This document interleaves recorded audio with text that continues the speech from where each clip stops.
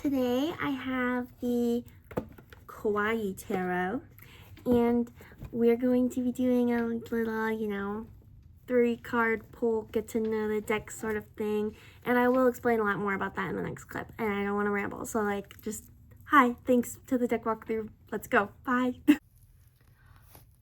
Hey friends, I have the Kawaii Tarot deck, and I keep it in this bag because the box that it comes in has 2 different boxes. You're supposed to keep the major arcana in one box and the minor arcana in one box, and I don't really like that. I think that's complicated. You have to open all these boxes and get your deck out, and it comes in a book. It's a whole thing, and I just not a big fan of the whole process.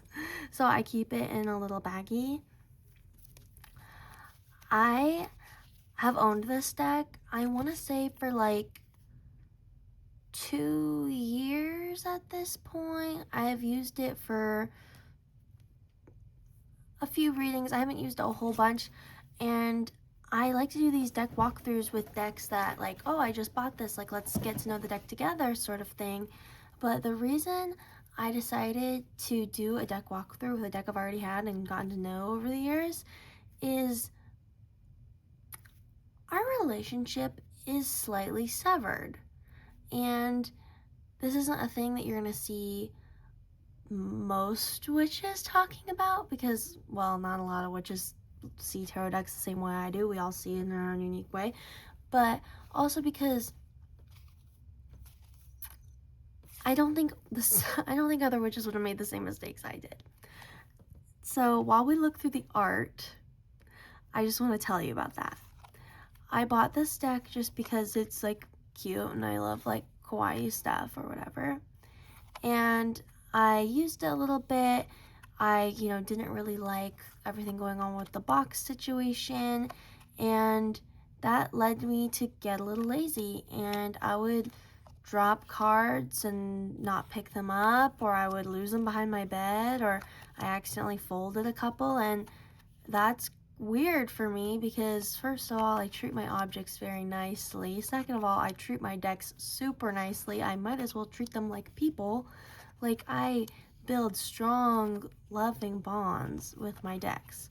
So the fact that this happened with this deck, first of all, I feel bad about it. Look at the scratch on the card. And second of all, it's just, what is that? Get off. It's just weird for me. I've never been one to be like that. I've never been one to do something like that.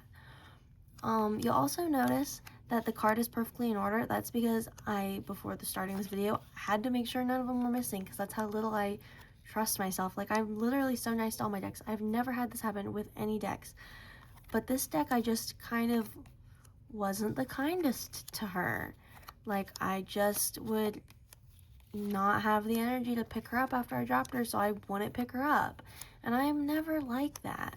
I think it's a mix of depression and low spoons and all that, but that's not an excuse. I genuinely feel bad. And so you'll know this if you've watched more than one of these videos on my channel so far, but currently, as 2026, one of my goals for my magical practice was to do a daily card pull, and later in that I decided to do a different deck every month. And for April, which is tomorrow, today is March 31st at the time filming, I don't know when you're going to see this, but for April I decided it would be a good time to try to rekindle my relationship with this deck. So I decided this would be a good video to make, not because make video mwahaha, but because I need to rekindle my relationship with this deck anyway, so this 3-card pull that I love to do is a good way to do that, and might as well film it if I'm going to be doing it anyway, right?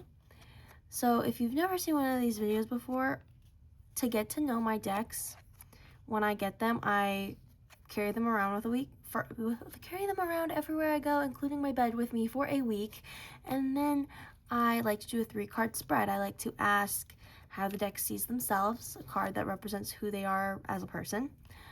As a deck, they're not people, I get it, whatever.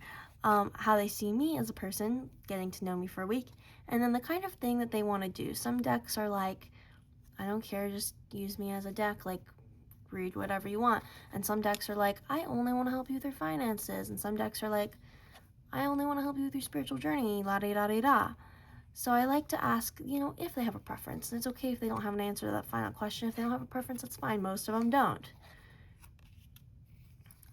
But I've, not that I specifically remember, but I'm sure I did that. And look at the back. The backs are so cute.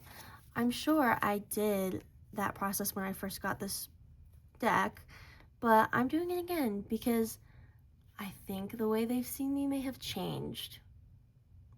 You know what I mean? I just want to start the relationship fresh, show the deck that I care, and then I'm not going to be continuing the crazy behaviors that I had.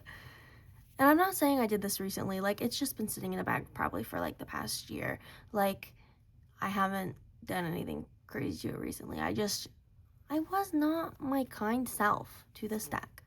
So thanks for looking at the art with me. I hope you loved the cute little simple girly that she is. Now let's do the reading. Let's figure this out. Hello, Kawaii box deck. Oh. Did you already know how I was going to ask you how to see yourself? Or should I put that card back? I think you're a smart girl. That's how you see yourself? All right. Oh. My next question is going to be, how do you see me?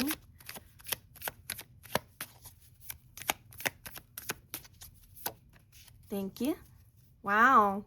That's a compliment. I appreciate that. Especially because maybe wasn't expecting compliment. Don't feel like I deserve one. Anyway, what kind of work do you have interest in doing? Thank you. She is quick with the responses, this one. All right. I will go get the box that she comes in because I'm pretty sure she comes with a book. Not that I really need to read the book. I'm pretty familiar with the, basic story of tarot. But I do want to read out of the book because I believe that shows a little bit of respect when you're first getting to know your deck. You know what I mean? Here's the book. Something interesting I want to note is that I've never bought a used deck. I always buy my decks fresh. But interestingly, this was used. I bought it secondhand.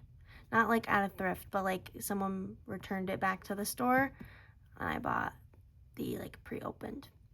Whatever. Anyway, this is the box. She's quite cute. You open her up. Here's the book. Here's the, boxes, which I just don't like having to do all those steps. I just want one box. You know what I mean? I know they did it to keep this thinner, but I just don't like that design choice, which is why I keep her in the bag. Anyway, let's look at her beautiful book, which I do like this design choice, being able to put her in that way. I think that is really cool. The ingenuity of it all. Okay, Two of Swords.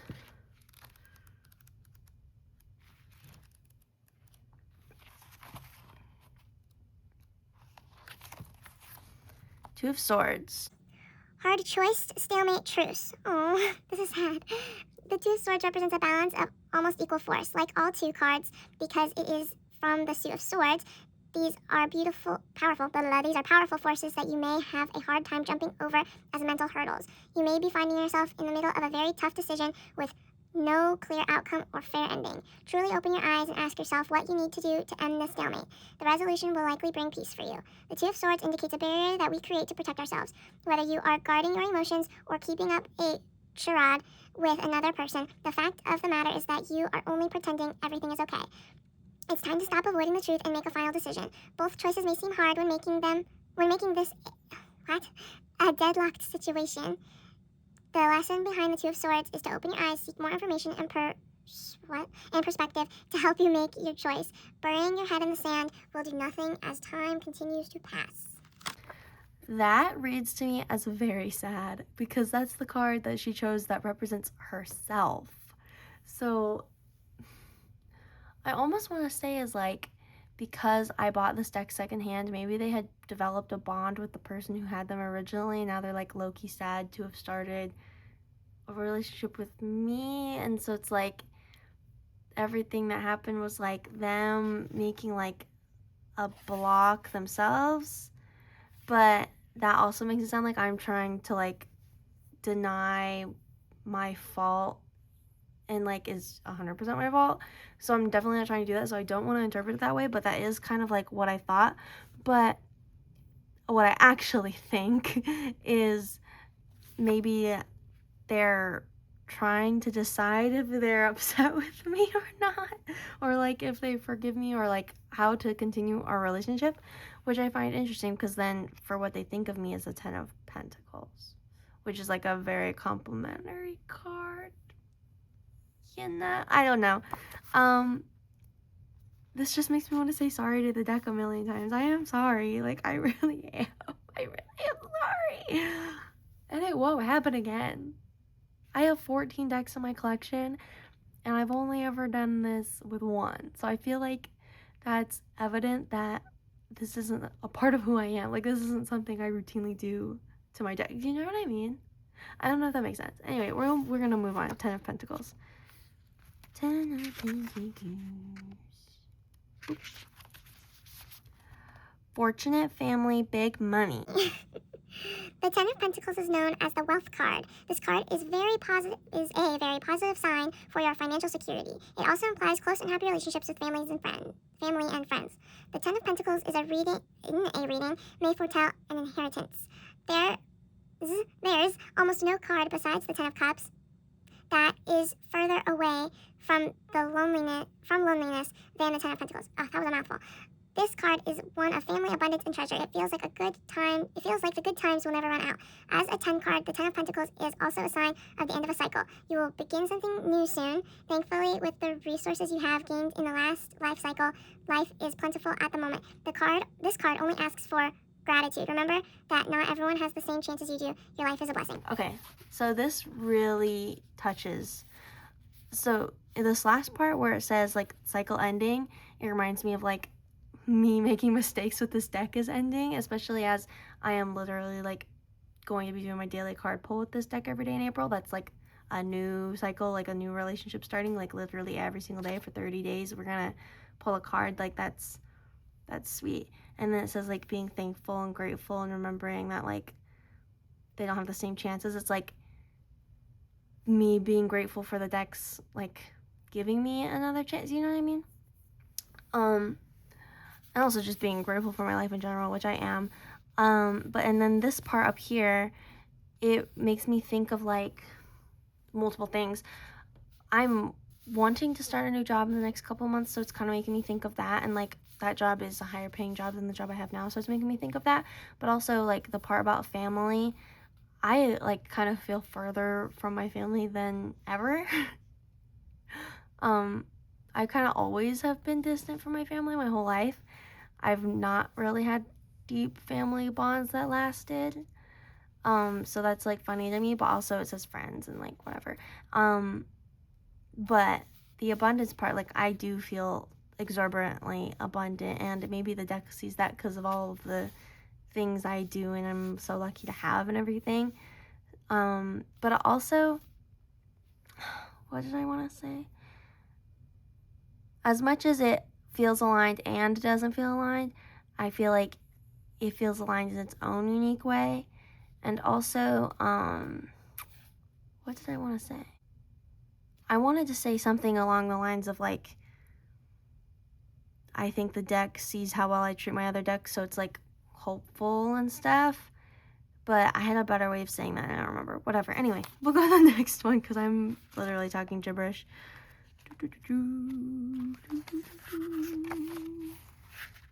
Huh? There we go. The Fool. This goes along with everything I just said. Okay. Novelty, journey, trust. The Fool is who we should all aspire to be. Trusting that life will catch him when he falls, he embarks on a journey with almost nothing. The Fool is new beginnings and liberation from the past. While some may call the Fool too naive, he carries an important wisdom. Have faith in where your natural responses take you. Each card is a part of the Fool's journey. The Fool is the beginning, end, and center of the tarot, all at once, and as card 0. The rest of the major arcana 1 through 21 represents teachers and concepts that the Fool encounters in his journey. In learning to watch his steps, the Fool evolves. With a white rose atop a silly hat. Oh, is that what The fool is characterized as a court jester. Oh my god, this is palmy. Anyway, in medieval times, the jester was someone who was allowed to function outside the social script, could observe and make jokes. As such, the fool represents unlimited potential spontaneity and newness. Innocence, symbolized by the white rose, is the fool's credo. I don't know. Anyway, if you are facing doubt, the fool is a wonderful card to get in a spread. As pure and open-hearted as a child, the fool reminds us to believe in ourselves no matter how unsure you may feel. Have faith and be prepared for a new adventure. You may have to leave some old things behind, whether objects or ideas, to make this journey truly a new one. That is so sweet. That was the answer to what kind of work do you want to do. And that really just says, like, almost not answering the question of what kind of work you want to do in general. It's almost like just saying, like, hey, I am ready for us to, like, rekindle this relationship sort of thing. But also, if you take it to answer the question, to me it's saying, like, just helping you on your journey, just being what I, have always been here for, So this is a sweet reading. Like, it kind of makes me, it's like bittersweet, like it's a little sad, but mostly cute. Like, this is what I needed today, you guys. Anyway, I am really excited to rekindle our relationship, Mr. Deck. I am wanting this, and you saying everything you said is, like, reassuring me that it's all okay. Like, not what I did was okay, but, like, reassuring me that, like, it's all working out, and I really appreciate that. I am not going to do a card for the audience because it just simply feels inappropriate today. But thank you so much for hanging out with me and for witnessing my spiritual experience today, because that's really, like, the specialness that this means to me. So thank you so much, and I hope you all have the best day ever. Thanks so much for watching the video. That reading was very special to me, and I hope you all have the best day ever. Bye, friends.